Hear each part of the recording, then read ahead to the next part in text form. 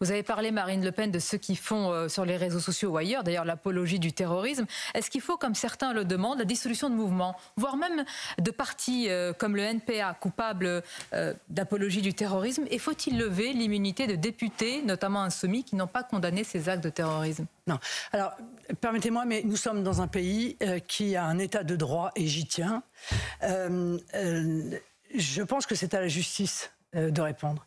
Faut-il poursuivre toutes les apologies du terrorisme? Oui, résolument, oui, y compris évidemment, et peut-être même, surtout, si ce sont des élus.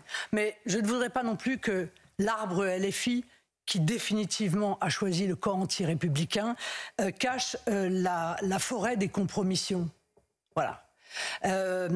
Parce que il y a encore une fois dans les alliés de LFI des gens qui auraient pu dès samedi midi, dès samedi soir, dès dimanche matin dire nous rompons nos relations avec la France insoumise, nous sortons de l'intergroupe NUPES, nous ne ferons plus rien avec la France insoumise. Or ils ne le font pas. Voilà. Et c'est bien les paroles, mais les actes en l'espèce, c'est beaucoup mieux. Moi quand j'entends, excusez-moi d'y revenir, mais quand j'entends que Édouard Philippe, ancien Premier ministre, Renaissance, macroniste, vient dire qu'entre le Rassemblement national et le PC, il votera PC, sachant que le Parti communiste a déposé à l'Assemblée nationale une résolution qui condamnait l'institutionnalisation, je veux bien lire, par l'État d'Israël d'un régime d'apartheid. Voilà. Eh bien, l'ancien Premier ministre français dit « Je vais voter, moi, si j'ai le choix, entre le Rassemblement national et le PC, je voterai pour ces gens-là. » Eh bien, que chacun, encore une fois,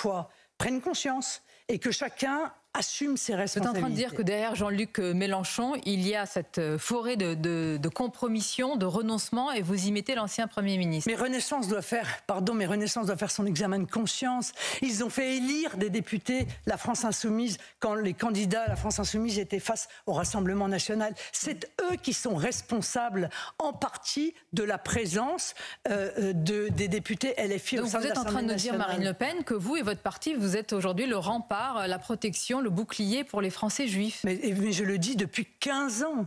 Depuis 15 ans, je dis que le Rassemblement national est le seul mouvement politique susceptible de protéger nos compatriotes de confession juive du danger mortel que représente le développement du fondamentalisme islamiste. Certains vont dire pourquoi vous n'étiez pas hier au rassemblement, la marche en solidarité organisée par le CRIF. Mais nous y étions. Vous-même, personnellement. Mais parce que, excusez-moi, mais vous savez, parfois il y a des causes devant lesquelles il faut être capable de s'effacer. Moi, si j'étais venu, ça aurait fait le buzz. On aurait plus parlé de la présence de Marine Le Pen que de la manifestation. Je préfère qu'on parle de la manifestation.